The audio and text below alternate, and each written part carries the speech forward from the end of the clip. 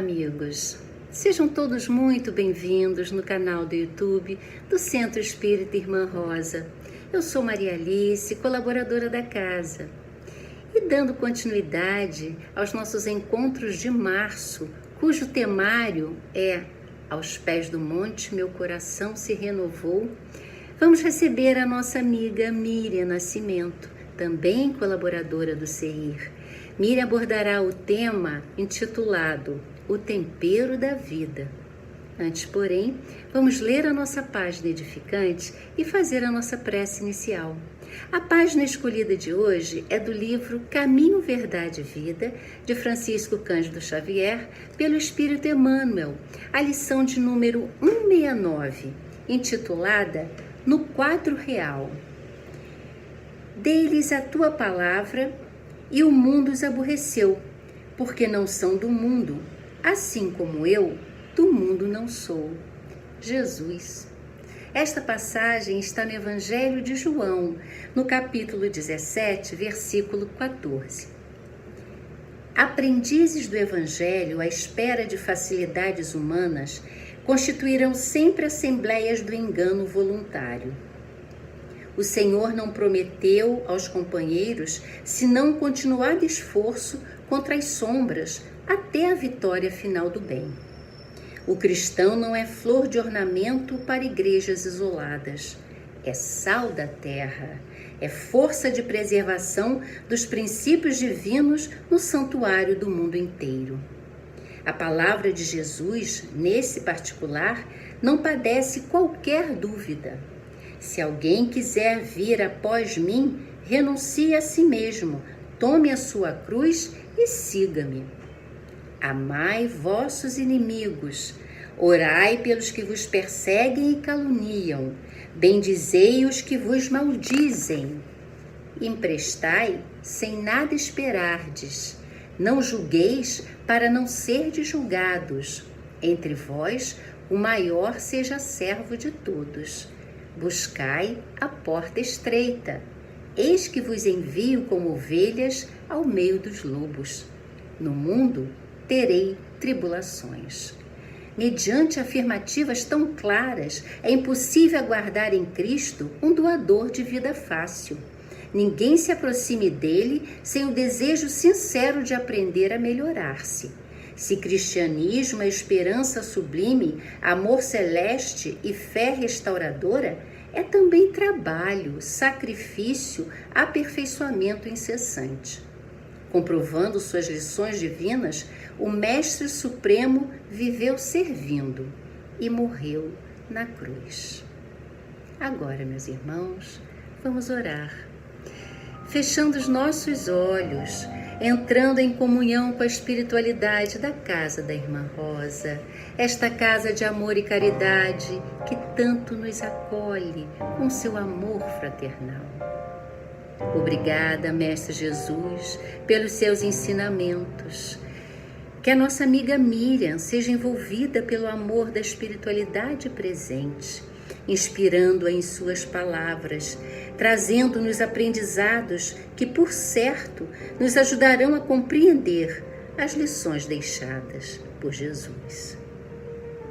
Que todos nós estejamos envolvidos no sentimento de amor, no sentimento de paz. Que assim possa ser, Senhor. Graças a Deus. E agora, com a palavra, Miriam. Olá, meus amigos, minhas amigas, companheiros de jornada terrena.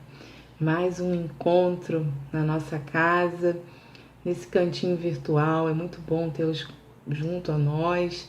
Que Jesus, nosso Mestre, possa trazer nesse instante essas vibrações que preparam esse terreno do nosso coração para receber as sementes do Evangelho. E hoje é com muita alegria que vamos falar sobre o tempero da vida. Jesus, após o Sermão do Monte, após trazer as bem-aventuranças que reúnem tantos conhecimentos, tantos ensinamentos maravilhosos, aqueles especiais que nos fortalecem a caminhada terrena, vem fazer um convite. Jesus vem convocar a todos os discípulos para que sejam o sal da terra. Jesus convoca a todos sem distinção. Discípulo, aquele que se disciplina a alguém, a algo, que se coloca à disposição para seguir em frente, compartilhando o conhecimento, compartilhando a vivência no bem.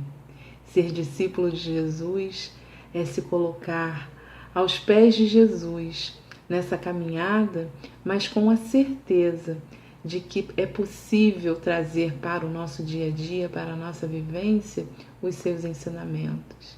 O verdadeiro discípulo, ele não trata Jesus apenas como uma mera admiração, como algo a ficar ali adorando, mas como realmente trazer os seus ensinamentos para o dia a dia, vivenciar, acolher os ensinamentos de Jesus. Então, nesse sentido, nós hoje vamos falar um pouquinho de alguns aspectos dessa passagem de Jesus narrada em Mateus, quando ele vai falar sobre que somos sal da terra, né? Então, Mateus vai narrar assim: Jesus diz: vós sois o sal da terra. Ora, se o sal vier a ser insípido, como lhe restaurar o sabor? Para nada mais presta senão para, lançado fora, ser pisado pelos homens. É uma passagem tão simples, tão pequena, mas tão importante, tão significativa, porque Jesus usava de símbolos, como nós sabemos, para alcançar os corações, a todos os corações. E essa simbologia do sal, mostrando a importância do sal, que em contato com algo traz um efeito que é temperar, né? Qual é a função do sal? É temperar, é dar tempero, é dar gosto àquilo que ainda precisa ser trabalhado, aquilo que está à nossa disposição. Então, o que significa ser sal da terra? Aqui ele se dirige, né? Ele convida todos, mesmo aqueles que não são só aqueles que são intitulados cristãos, todos aqueles que seguem o caminho do bem em uma fala generosa e universal, né? Jesus abrange a todos. Ele ali não está simplesmente limitando a um grupo que se diz ali seguidor do Cristo. Tanto que Paulo, no capítulo 15 do Evangelho segundo o Espiritismo, ele traz através de uma instrução, ele nos fala, né, que todo aquele que pratica caridade é discípulo do Mestre. Então não há fronteiras, vamos ver vários companheiros, espíritos que já encarnaram e que ainda estão aqui conosco, nos mostrando que todos nós podemos ser discípulos do Cristo, fazer essa caminhada, né, de cultivo do bem, da semente do Evangelho, independente de sermos cristãos, sermos espíritas, é realmente a lei que rege o universo, é uma lei solidária, né, uma lei justa que alcança a todos nessas possibilidades. E aí, então, nós nos perguntamos, né? Se nós somos o sal da terra, Jesus está falando que nós somos o sal da terra. Então, como é que nós somos o sal da terra no dia a dia, no nosso dia a dia? Porque nós sabemos que essa simbologia do sal, que Jesus usava desses símbolos muito singelos para trazer mensagens muito profundas. Usava as ferramentas da época para facilitar o entendimento, né, daqueles que estavam ali ouvindo. Mas essas mensagens, elas são tão importantes que elas até hoje nos reverberam no nosso coração, encontram eco, né, nos nossos corações, o quanto elas nos ajudam a compreender muitas coisas que estão ao nosso redor. Então, o primeiro momento é a gente tentar entender o que é ser sal da terra. E a gente começa a associar a propriedade do sal, né? O sal que é quando a gente está lá fazendo a comida, né? Se a gente esquece de botar o sal, eu sou craque em esquecer de botar o sal, você bota ali a prova, não tem gosto, não tem, tá sem graça, né? Não tem, A gente vai lá, bota um pouquinho de sal, porque não está dando nem para comer sem sal. O sal, ele é um tempero, ele realça, né, o sabor da comida. Ele faz com que aquela comida tenha, realmente a gente tenha vontade de saborear. Então, o tempero da vida nos traz alegria de viver uma vida bem vivida. E aí, quando a gente lembra, né, dessa passagem, dessa função que nos faz, assim, muitas vezes dormir preocupados e acordar angustiados, e a gente fica pensando como ser o sal da vida hoje, nesse dia tão difícil que eu sei que eu vou passar, né? Muitas vezes a gente se preocupa de coisas que não vão acontecer, mas nós ficamos ali muitas vezes angustiados. Como despertar pela manhã com esse tempero, quando a gente vê tudo insosso por aí? E aí nós nos recorremos à prece, nós agradecemos a vida, a oportunidade de ainda encarnados, estarmos ali despertos, agradecendo pela vida e por tudo aquilo que vai se desdobrar ao longo do dia.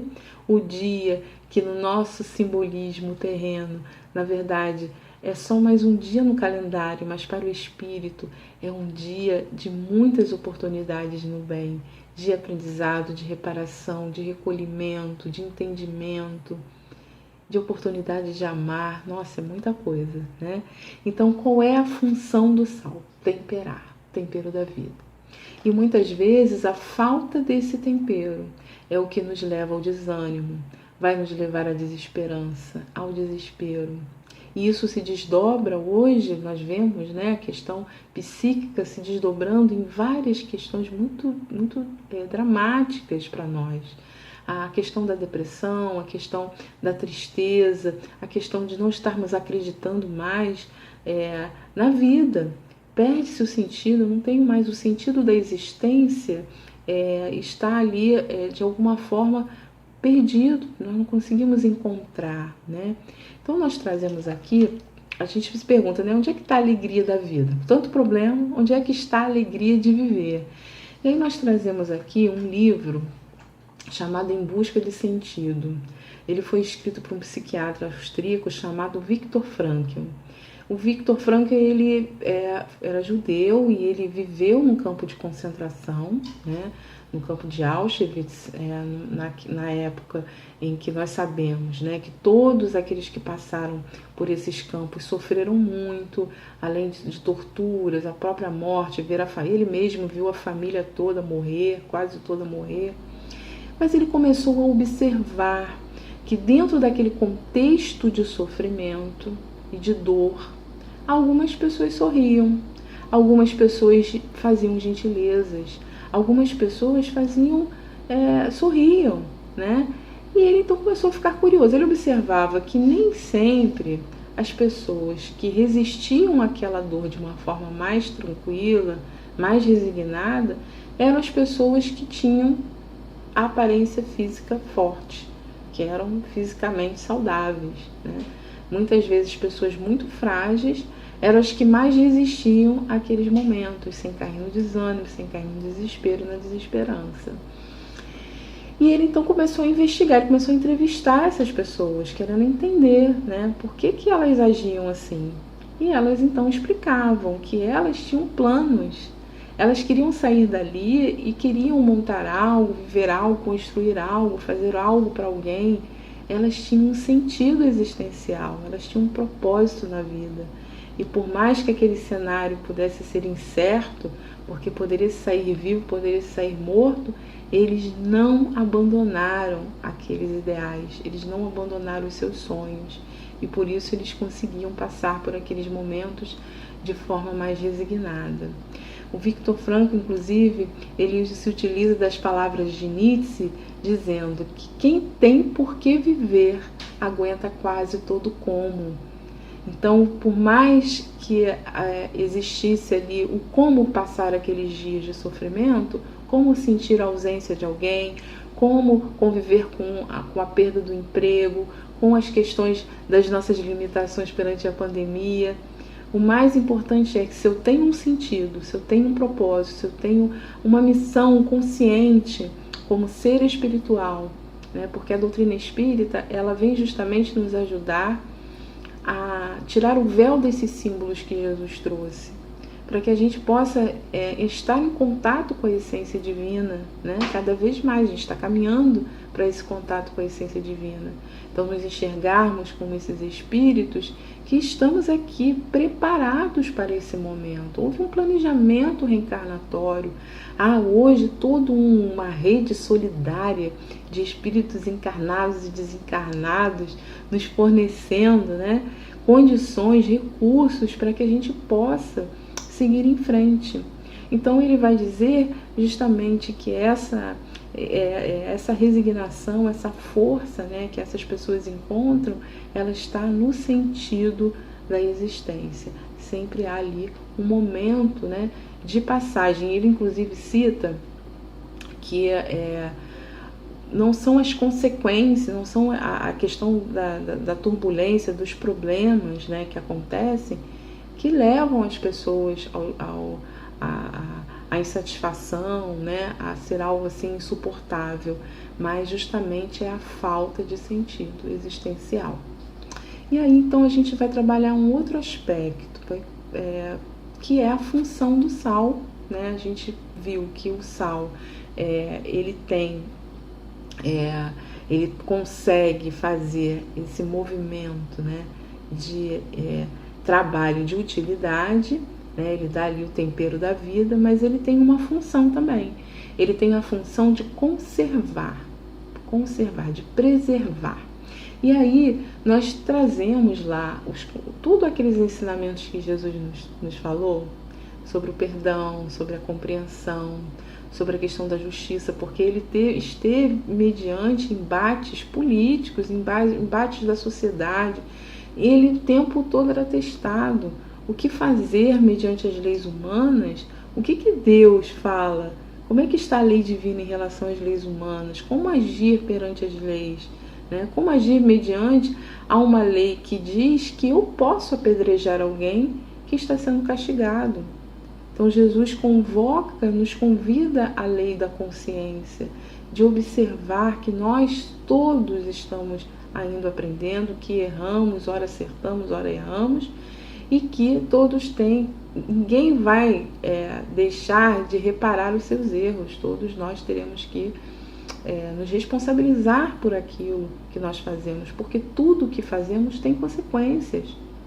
E essas consequências, elas não ficam só aqui no plano terrestre, elas transcendem para o espírito, porque nós às vezes falamos assim, olha, a justiça humana não deu jeito, mas a justiça divina ninguém escapa.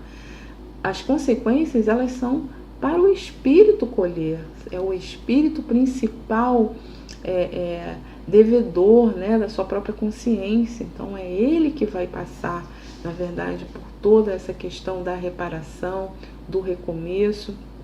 Então não estamos aqui para julgar, né? Jesus não julgava, ele sabia dessas limitações e buscava trabalhar aquilo que tinha de bom, né? O que o sal que perdeu, que já se tornou insípido, perdeu a propriedade de salgar, perdeu a propriedade de temperar. Então ele fazia esse resgate, né? Ele mostrava, olha, você tem aí uma propriedade sim, você tem uma fortaleza, você tem uma luz, vamos fazer brilhar essa luz, né? Vós sois a luz do mundo.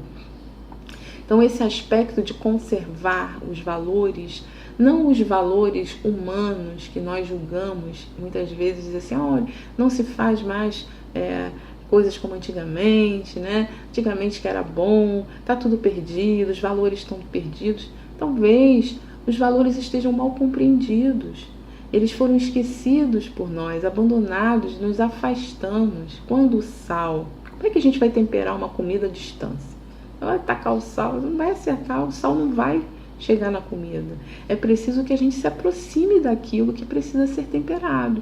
É preciso que a gente esteja no meio, vivendo, né, a realidade e trazendo essa realidade do perdão, trazendo a realidade da compreensão, a realidade que o mundo, que onde a gente enxerga onde existe a treva e aonde a gente precisa levar a luz, e não que ficamos só ali reclamando que está tudo apagado, tudo escuro, né? Mas a gente consegue enxergar uma demanda, uma necessidade, e levamos então ali alguma coisa que possa minimizar aquele impacto ou até, quem sabe, extinguir, né, aquele mal, porque Kardec vai dizer na Gênese que o mal é a ausência do bem.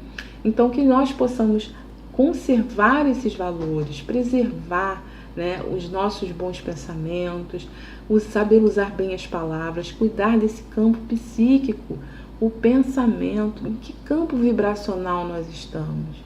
Que tipo de coisa estamos replicando, repensando, oportunidades que muitas vezes nós temos de silenciar e nós falamos. Então, onde sabemos que está certo, que sejamos nós a fazermos o certo. Se estamos vendo outras pessoas fazendo errado, que sejamos nós os certos. Se estamos vendo, se não somos perdoados, que sejamos nós aqueles que vamos perdoar. Né? Se não somos compreendidos, então que sejamos nós aqueles que vamos compreender. Essa semana eu estava conversando com uma amiga e ela estava falando assim, poxa, mas as pessoas não se conscientizam da importância do uso da máscara, né, principalmente nos locais públicos, a gente está ali convivendo e tal. E ela estava assim muito desanimada, eu falei, mas a gente sabe, a gente usa. A gente não sabe que é o certo? Então a gente usa, né? Tomar os cuidados de higiene, de respeito ao outro. Se a gente sabe o que é o certo a se fazer, então façamos nós o certo, ao invés de ficarmos nos ocupando do discurso de ficar apontando o que o outro deixa de fazer. Porque o sal da terra, ele está temperando, ele não está ali falando, olha, o arroz do outro está sem tempero. Não, eu estou aqui cuidando do meu, para que o meu tenha tempero, porque eu tenho um foco, aquele que se ocupa do bem, não tem tempo para ficar se ocupando do mal. Porque ele está focado, ele não tem tempo, né, para ficar reclamando, para ficar... Às vezes a gente faz tanta coisa e fica reclamando das oportunidades de trabalho que a gente tem de aprendizado. É oportunidade de trabalho e a gente está reclamando, né? Então, Joana de Ângeles, o Espírito de Joana de Ângeles, ela traz no livro Atitudes Renovadas, falando sobre o pensamento, essa importância do pensamento. Ela diz assim, a força dinâmica geradora e mantenedora do universo é o divino pensamento. Através do pensamento, o ser humano expressa-se por intermédio de complexas engrenagens que se estruturam em linguagens variadas e ações realizadoras. Bem pensar é a elevada forma de viver. De acordo com o teor vibratório do pensamento, bom, regular, mal ou infeliz, pode-se aferir o nível moral do indivíduo. Em razão disso, cada qual vive no mundo edificado pelo seu pensamento. Então é cuidar, disciplinar os pensamentos, estar atento ao que a gente fala, ao que a gente se conecta, né? Porque no meio do caos que a gente possa ser a tranquilidade. A gente observa Jesus, né? Ali no meio da tempestade, todo mundo desesperado, Jesus com aquela certeza absoluta, o poder do bem. Então a gente vê muitas pessoas que exemplificaram o nosso caminho. A gente sempre cita Gandhi, né, que foi firme ali na sua pureza ali em relação à questão da violência. Não há como resolver as coisas com violência. O mal resolve com violência. O mal usa o poder bélico, o poder de subjugar o outro. O bem respeita. Enquanto houver uma disputa de poder, né, nós não vamos estar plantando bem. Então nós vamos estar desejando um bem ilusório, aquele que é perecível, aquela edificação que nós construímos na areia, e vem a onda e leva. E é por isso que Jesus falou, é preciso sedimentar na rocha, né, construir na rocha. Então Gandhi, que usou dessa força, uma força que criou uma grande rede e que expandiu para um país, né, uma transformação, movendo as pessoas, conscientizando as pessoas da sua força, da necessidade de se libertarem. E assim a gente tem a Malala, que é uma jovem que passou também, vivia uma realidade que era normal a mulher não estudar. E ela então sabia, ela tinha certeza de que aquilo ali não era o correto. Então ela foi lutar por aquilo, sofreu o atentado, sofreu toda uma questão de violência e seguiu em frente, deixando um legado. Essas pessoas deixam um legado para o nosso planeta, porque elas são o sal da terra, porque elas sabem temperar, elas têm um sentido, né? Elas acreditam na força do bem. Mas não precisamos nos mirar, porque essas pessoas nunca pensaram, né? A gente vê o exemplo de dificuldade que elas passaram, de sofrimento, de perseguição, de muita pobreza. Algumas figuras, né, passaram por muita pobreza, muita dificuldade material, e até muitas que não têm nem pós-doutorado, né, para desenvolver grandes tarefas, grandes eventos. Elas iniciaram na humildade em fazer pequenos movimentos. O movimento primeiro, que é o despertar deles mesmos, né, e que foi gerando movimentos maiores, solidários. Então, se nós conseguimos fazer um pequeno movimento dentro do nosso lar, dentro de nós mesmos, dentro da nossa convivência, já é um grande movimento. Nós conseguimos tocar a muitos, solidarizar a muitos. A gente vê hoje em dia na internet campanhas, né, pessoas que viralizam e que um mais um é sempre mais que dois, né? Estamos aí sempre juntos, transformando. Então, o discípulo, o verdadeiro discípulo, ele não está em torno dos seus próprios interesses, ele não está, como diz Emmanuel, como um enfeite, um adorno nos templos. Ele é uma ação regeneradora, né? Ele traz esse movimento de ânimo, de esperança, ele está agindo, ele não fica esperando lá acontecer, ele vai e age, né? Ele busca mecanismos de ação. Então, o poder do bem, ele preserva, o sal ele tem esse poder da fidelidade, né? De nos mantermos fiéis àquilo que nós acreditamos, e nós já não mais falaremos, só Jesus salva, né? Só Jesus. Nós somos o sal da terra, nós somos esses herdeiros do trabalho de Jesus, nós somos os continuadores. Então nós podemos tanto quanto ele falou isso, eu me lembro disso, ele falou, né? Vocês podem, como eu posso, vocês podem muito mais, fazer muito mais. Então não podemos mais nos sentir tímidos, nem desencorajados e até mesmo despreparados, porque se nós olharmos para as nossas vidas, as lutas que nós já passamos foram muitas coisas, e nós estamos aqui, melhores cada dia mais, né? Justamente porque passamos por essas lutas. Então nós não seremos mais salos insípidos, desperdiçados. A gente precisa restaurar, voltar à possibilidade, né, de ter essa capacidade. Eu lembrei de uma música que a gente canta muito com a juventude, que é do grupo Bem, e fala da força do bem. A força do bem que não tem como ela é separada, né? Então a música diz assim: me perguntam de onde vem esse olhar firme e seguro, quando tudo é desafio, quando tudo é tão escuro. As respostas que eu tenho se encontram neste mundo. A certeza que eu sinto é o meu porto seguro. Eu me cerco, eu vigio, eu me importo, eu procuro, persevero, acredito, eu transformo este mundo. É na força do bem que eu me apego e caminho, no poder que mantém meu coração protegido. E não há nada a temer, pois a força do bem é o meu maior poder. E assim a gente vê o quanto esses espíritos que perseveraram, nos inspirando, nos dando exemplo, ao nosso lado, não precisa ser grandes figuras. Quantos de nós estamos cercados e podemos ser exemplos também, vivenciando? É um momento, né? É um momento que a gente tem de realmente colocar em prática, porque é muito bom fazer o bem, né? É muito bom fazer a coisa certa, é muito bom a gente ver que quando a gente colhe, né, aquilo que a gente plantou sementes boas, a gente vai colher sementes boas. Às vezes, a nossa preocupação, nossa ansiedade é de colher questões materiais fugazes, prazeres imediatos, relações que possam nos trazer felicidade. Eu quero ser feliz, quero encontrar a pessoa, né, que vai me fazer feliz, eu quero me realizar profissionalmente, eu quero finalmente ter reconhecimento.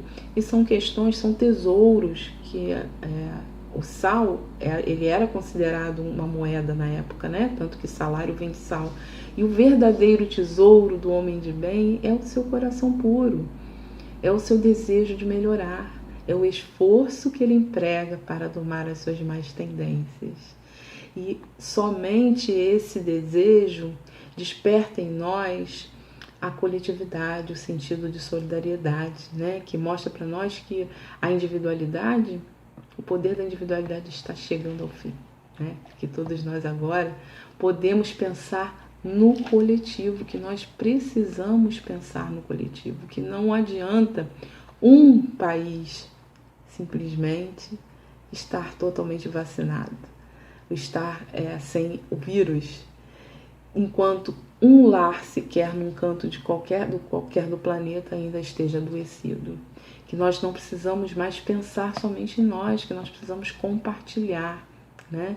E aí lembramos de um compositor que nos diz: anda, quero te dizer nenhum segredo, falo desse chão da nossa casa, vem que tá na hora de arrumar.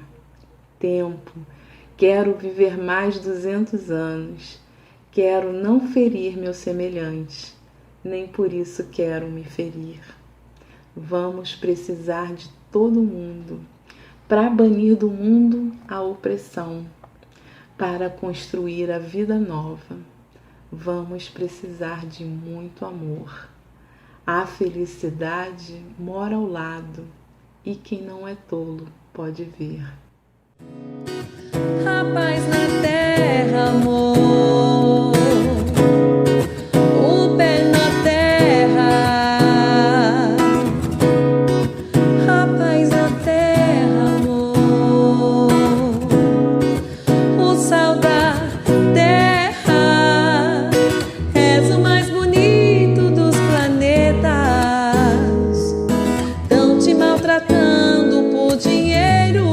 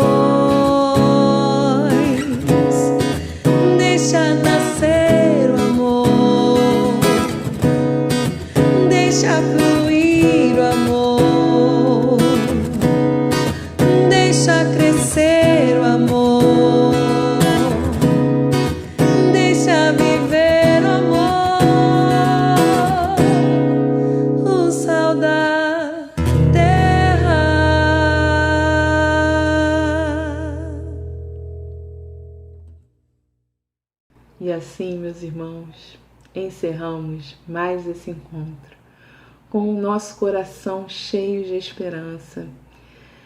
Somos o sal da terra, com certeza. Vamos temperar a vida, vamos temperar o mundo de amor, de paz, de serenidade, de conhecimento, porque temos medo do desconhecido e precisamos superar esses medos para podermos seguir em frente.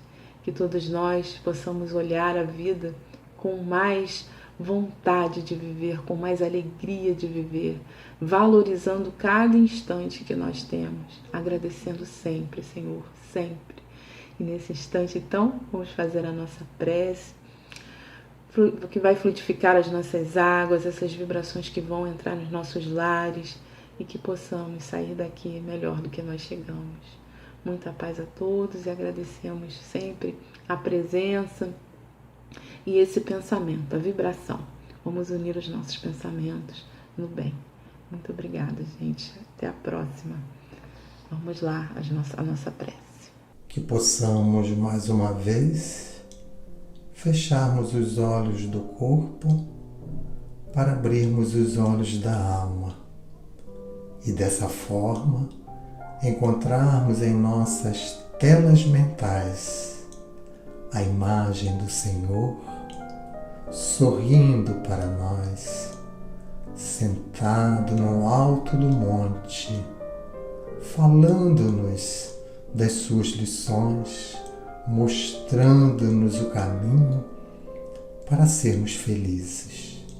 Muito obrigado, Senhor, por mais este dia em que aqui reunidos em Seu nome podemos repassar as suas lições, fazemos reflexões sobre as melhores atitudes que devemos tomar nas nossas vidas, de maneira a amenizarmos as nossas dores, a superarmos as nossas dificuldades. E ainda uma vez mais, Mestre amado, nós rogamos a sua permissão para que os bons espíritos, capitaneados pela nossa querida Irmã Rosa, possam nesse momento irradiar energias para todos os lares que estão conectados conosco, levando a paz, a harmonia, o entendimento, a esperança, a alegria daquele que sabe que é filho de Deus, fadado à felicidade.